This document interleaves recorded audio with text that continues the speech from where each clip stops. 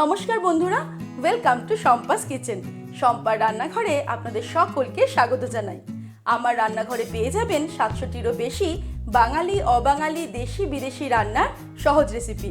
শুধু ইউটিউবে গিয়ে সার্চ করুন শম্পাস কিচেন, আর অবশ্যই আমার চ্যানেলটিকে সাবস্ক্রাইব করে নিন, আর বেল নোটিফিকেশনটা ক্লিক করে অল অপশানটাকে সিলেক্ট করতে ভুলবেন না। তাহলেই আমার শেয়ার করা সমস্ত নতুন রেসিপির আপডেট সবার আগে আপনার মোবাইলে পৌঁছে যাবে। তাহলে চলুন দেখে নিই আজকে আপনাদের জন্য কী রেসিপি নিয়ে এসেছি আর সেটা কত সহজে তৈরি করছি। আজ তৈরি করে দেখাবো উড়িষ্যার খুবই জনপ্রিয় মিষ্টি ছানাপোড়া বা ছানার কেক।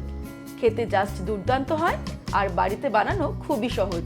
তাহলে চলুন দেখে নিই মিষ্টির দোকানের মতন ছানাপোড়া বা ছানার কেক আমরা বাড়িতে কি করে তৈরি করব।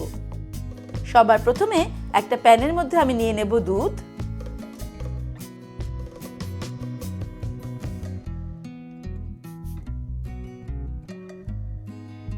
আমি এখানে 1 লিটার পরিমাণ দুধ নিয়ে নিলাম।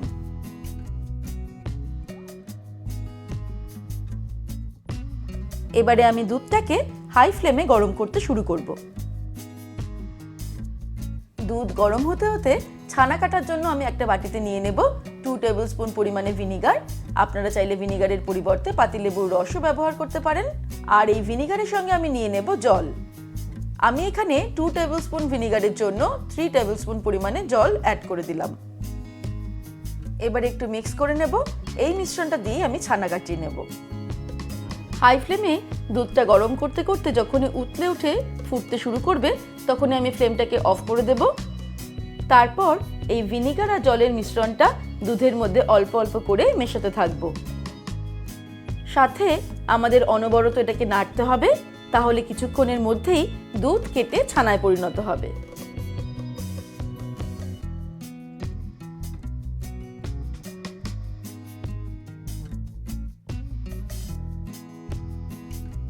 কয়েক সেকেন্ডের মধ্যেই সম্পূর্ণ দুধটা ছানায় পরিণত হয়েছে। এবারে আমি ছানাটাকে জল থেকে ছেঁকে নেব। একটা বোলের মধ্যে আমি ছাঁকনি বসিয়ে নিয়েছি, তার মধ্যে এবার এই ছানাটাকে ঢেলে দেব। আমাদের ছানাটা ছাকার জন্য কোনো সুতির কাপড়ের প্রয়োজন পড়বে না। এবার এই ছানাটাকে আলাদা করে জল ঝরানোর কোনো দরকার নেই, অর্থাৎ হ্যাং করে রাখার কোনো প্রয়োজন নেই। আমি এইভাবেই এটাকে এক্ষুনি অন্য একটা পাত্রে নিয়ে নেব।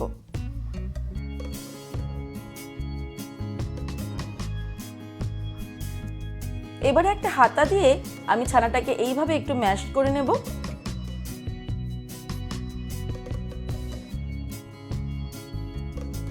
এইভাবে হাতা দিয়ে আমি মিনিট খানেক ছানাটাকে ম্যাশ করে নিলাম, যাতে ছানার মধ্যে কোনো লাম্পস বা গুটলি না থাকে। এবারে ছানার সঙ্গে অ্যাড করে দেব 2 টেবিল স্পুন পরিমাণে সুজি। আর দিয়ে দেব হাফ কাপ পরিমাণে চিনি, তবে চিনির পরিমাণটা আপনারা নিজেদের স্বাদ অনুসারে অ্যাড করবেন। এবারে সুজি আর চিনি খুব ভালো করে ছানার সঙ্গে মিশিয়ে নিতে হবে। এই কাজটা একটু ধৈর্য ধরে করতে হবে, প্রায় 7-8 মিনিট সময় লাগবে। যতক্ষণ না চিনিটা সম্পূর্ণ ছানার সঙ্গে মিশে যাচ্ছে আমাদের ভালো করে মেখে নিতে হবে। প্রায় 7-8 মিনিট ধরে আমি খুব ভালো করে ছানাটাকে মেখে নিলাম। এই দেখুন ছানাটা কিন্তু এরকম টেক্সচার হয়ে গেছে। এবারে আমি এর মধ্যে অ্যাড করব 1 টেবিল স্পুন পরিমাণে ঘি। তারপর আবারও ঘিটাকে ভালো করে ছানার সঙ্গে মিশিয়ে নেব।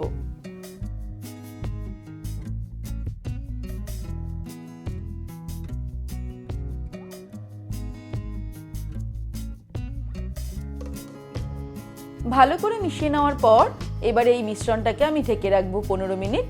ততক্ষণে আমাদের এই সুজিটা ভালো মতো ফুলে সেট হয়ে যাবে। ছানার মিশ্রণটাকে ঢেকে রেখে আমি এদিকে একটা কেক টিন নিয়ে নিয়েছি 6 ইঞ্চি সাইজের। এর মধ্যে নিয়ে নেব সামান্য ঘি, ভালো করে এটাকে গ্রিস করে নেব।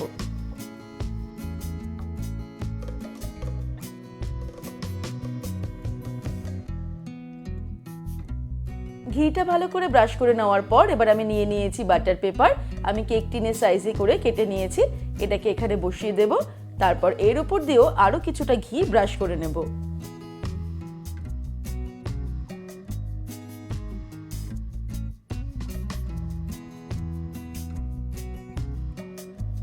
এদিকে 15 মিনিট হয়ে গেছে, ছানার মিশ্রণটাও একদম রেডি। এবারে আমি এর মধ্যে অ্যাড করে দিচ্ছি কিছুটা পরিমাণে কুচানো কাজু,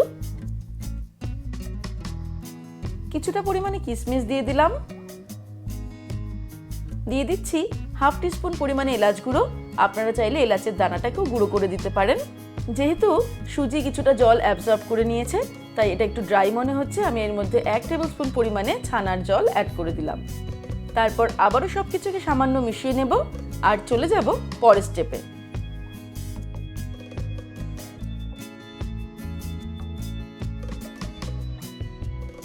এবারে এই কেক টিনের মধ্যে আমি এই মিশ্রণটাকে নিয়ে নেব।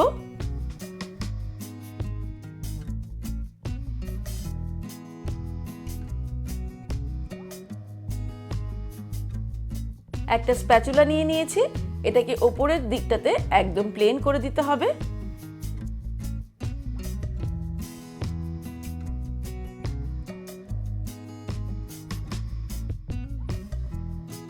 এই দেখুন কেক টিনটার ওপরটা কিন্তু এইভাবে একদম সমান করে নিয়েছি মিশ্রণটাকে। তারপর এই কেক টিনটাকে সামান্য ট্যাপ করে নেব আর চলে যাব ফাইনাল স্টেপে। এবারে ফাইনাল স্টেপে আমি একটা ডিপ প্যানের মধ্যে কিছুটা পরিমাণ নুন ছড়িয়ে এটাকে প্রিহিট করে নিয়েছি 5 মিনিট হাই ফ্লেমে। তারপর খুব সাবধানে এর মধ্যে একটা র্যাকও বসিয়ে নিয়েছি আর এর ওপরে বসিয়ে দেব কেক টিনটা। তারপর এটাকে ঢাকা দিয়ে আমাদের বেক করতে হবে 40 থেকে 45 মিনিট মিডিয়াম ফ্লেমে। আমি কিন্তু ঢাকনার ছিদ্রটাও একটা কাগজ দিয়ে আটকে দিয়েছি। 45 মিনিট পর ফিরে আসছি। 45 মিনিট হয়ে গেছে, আমাদের ছানার কেক বা ছানা পোড়া কিন্তু একদম তৈরি। এই দেখুন এটা কিন্তু কেক টিনের গা থেকে কেমন ছেড়ে এসেছে। এবার এটাকে ঠান্ডা হতে দেব সামান্য, তারপর ডিমোল্ড করব। কেক টিনটা ঠান্ডা হয়ে গেছে, আমি এবার এটাকে ডিমোল্ড করার জন্য নিয়ে নিয়েছি একটা ছুরি। ছুরির পেছন দিকটা দিয়ে এইভাবে এটাকে ছাড়িয়ে দেব। এটা অনেকটা ছেড়েই এসেছে। তারপর একটা প্লেট দিয়ে এর ওপর ঢাকা দিয়ে এটাকে উল্টে দিতে হবে। তারপর পেছন দিকে সামান্য বাড়ি মারলেই এটা খুব সাবধানে বেরিয়ে আসবে। তারপর আমি বাটার পেপারটাকে এর পেছন দিক থেকে খুলে দিচ্ছি। এই দেখুন আমাদের ছানার কেক বা ছানা পোড়া কিন্তু খুব সুন্দর তৈরি হয়েছে। তৈরি হয়ে গেল মিষ্টির দোকানের মতন পারফেক্ট ছানা পোড়া বা ছানার কেক, যার বাইরের টেক্সচারটা হবে একটু কড়া আর ভিতরটা হবে সফট জুসি। বাড়িতে অবশ্যই এই ফেমাস মিষ্টিটা একবার ট্রাই করে দেখবেন। আশা করি এর স্বাদ সকলের মুখে লেগে থাকবে। তাহলে দর্শক বন্ধুরা, আজকের এই রেসিপি আপনাদের কেমন লাগলো আমাকে ভিডিওর নিচে কমেন্ট সেকশনে কমেন্ট করে জানাবেন। ভালো লাগলে লাইক করার অনুরোধ রইল আর বন্ধুদের সঙ্গে কিন্তু অবশ্যই শেয়ার করুন। ভালো থাকবেন, সুস্থ থাকবেন। আমি আবার হাজির হব নতুন নতুন রেসিপির সঙ্গে। নমস্কার।